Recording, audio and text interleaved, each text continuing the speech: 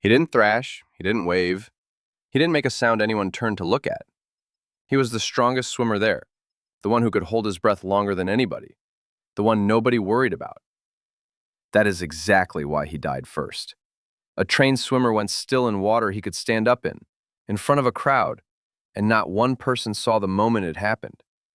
Because there was no moment, no struggle, no gasp, no warning. His body never told him he was drowning. It couldn't. It couldn't.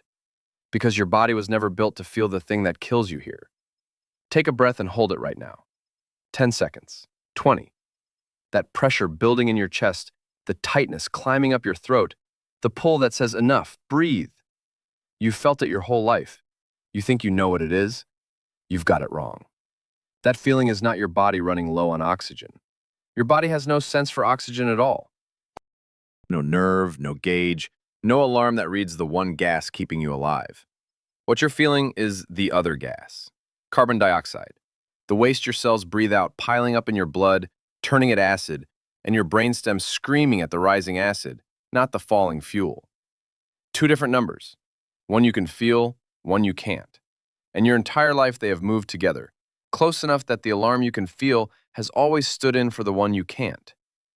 Carbon dioxide up, oxygen down, roughly in step. So the panic to breathe arrives while there's still air in the tank, and you surface, and you never once noticed that the warning was never about oxygen in the first place. On land, that shortcut works. It works every second of every day, for your whole life. Put yourself underwater and change one thing about how you breathe before you go, and the two numbers come apart. The alarm stays quiet. The oxygen keeps falling. And nothing inside you knows. Here's how you take the one alarm you have and switch it off yourself, willingly, believing it makes you safer. You've seen it at every pool. Someone about to go for a long underwater swim, standing at the wall, breathing hard and fast. Deep pulls, one after another, flushing the lungs, loading up. It feels like filling the tank. Ask them and they'll tell you they're getting more air in. They're not. They're getting carbon dioxide out. Your oxygen barely moves. Your blood was close to full before the first deep breath, and no amount of panting adds much to it. What all that hard breathing does is scrub the carbon dioxide down below where it started. And the carbon dioxide is your alarm clock. So you slip under with a tank of oxygen that is normal and a warning system that has been set back. You swim.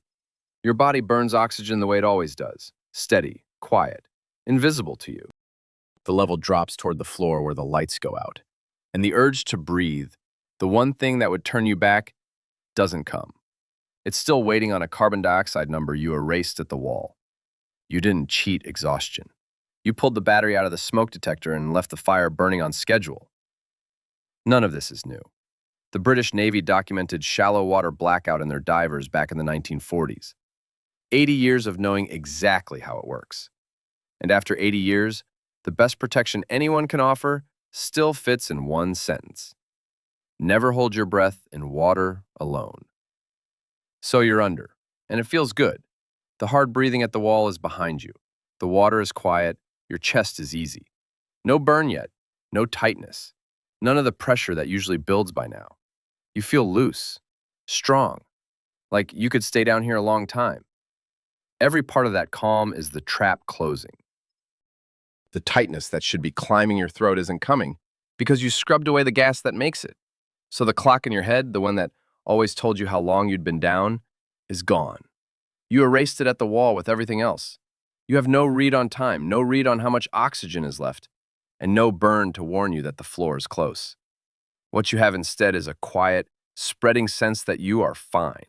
And this is the cruelty at the center of it. Low oxygen doesn't announce itself. It comes for judgment first. The same way being drunk takes your judgment before it takes your legs. The part of your brain that would notice something is wrong is the part already dimming. So you cannot feel yourself fading because fading is exactly what removes the ability to feel it. You are not fighting the water. You are enjoying it, comfortable, clear-headed as far as you can tell, gliding along the bottom. And your brain is seconds from switching off. It won't hurt. It won't warn you. The last thing you'll feel is fine. Fine, right up until you turn for the surface. And on a deep dive, turning for the surface is the thing that kills you. Go past the pool now, out to open water, a freediver dropping on a single breath. Down deep, something works in your favor that you never asked for. The water squeezes your lungs, the pressure rises, and that pressure presses what oxygen you have left harder into your blood. It props you up.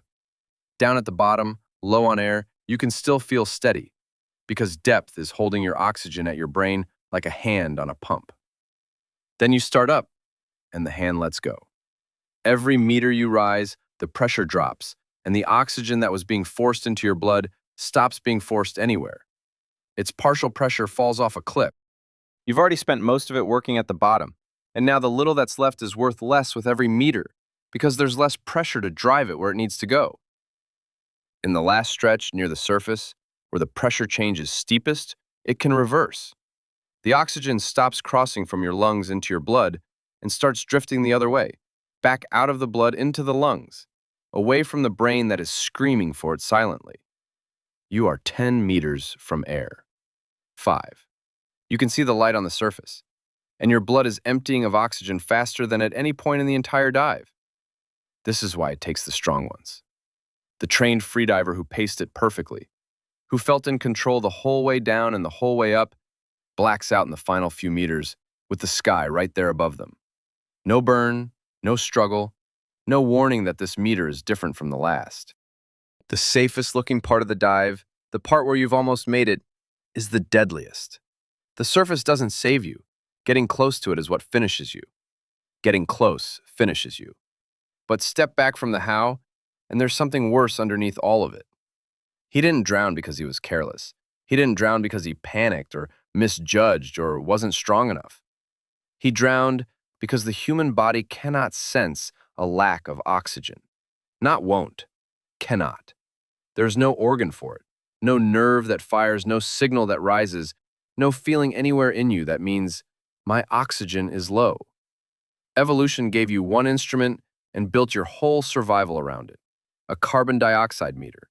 And it worked for millions of years, because on dry land, oxygen and carbon dioxide always move together. Burn the fuel, make the waste, in lockstep. So a body that could only feel the waste could still trust that reading to stand in for the fuel. One gauge covered both. Cheaper, simpler, good enough for every situation your ancestors ever met. They never met this one. They never hyperventilated at a pool wall and dropped underwater. The single place that shortcut fails is a place no land animal was ever supposed to be. Doing a thing no land animal was ever supposed to do. So the sea doesn't drown you the way you picture drowning. It doesn't fill your lungs while you fight. It doesn't hold you down. It just waits in the one blind spot evolution left in you, the gap where your fuel gauge should be, and lets your own body carry you past the edge without a word. Here is the detail I can't get past. The people who lived through this don't remember blacking out. Not, I felt dizzy, then it went dark. Not, I struggled and lost. They remember feeling fine, and then nothing. A clean cut in the tape. Consciousness doesn't fade here. It doesn't dim like a light on a dial. It's there, and then it's gone. Thrown like a switch, with no moment in between for the body to notice it's dying. You wouldn't feel the end coming. You'd feel fine. That's the whole horror of it. You'd feel fine, and you don't need an ocean for it to happen. Forget the deep blue, the freedivers, the 100-meter descents. Strip all of it away. This kills in the shallow end. It kills in backyard pools, in swim lessons, in the lane where kids dare each other to cross the length underwater and back. Water you can stand up in. Water with a lifeguard 20 feet away and a parent watching from a chair. The depth was never the weapon. The breath you took before you went under was the weapon. That's what makes it so quiet. Nobody's looking for a drowning in 4 feet of water, in a strong swimmer, in a room full of people. There's no splashing to hear, no cry to answer. The body just settles, calm, face down, and the people nearby read it as someone holding still. By the time anyone understands what stillness means, the clock that matters has almost run out. 1.5 meters of water will take an Olympic swimmer as cleanly as the open sea. The sea is just deeper. It isn't any better at killing you than the shallow end already is. So here's the question to sit with. The next time you watch someone breathe hard and fast at the edge of a pool, then slip under and go still, and everyone around you smiles because they think it's a game, how long would you wait before you understood it wasn't? Beneath doesn't stop at the surface. Subscribe, and we'll take you to the next thing hiding in plain water.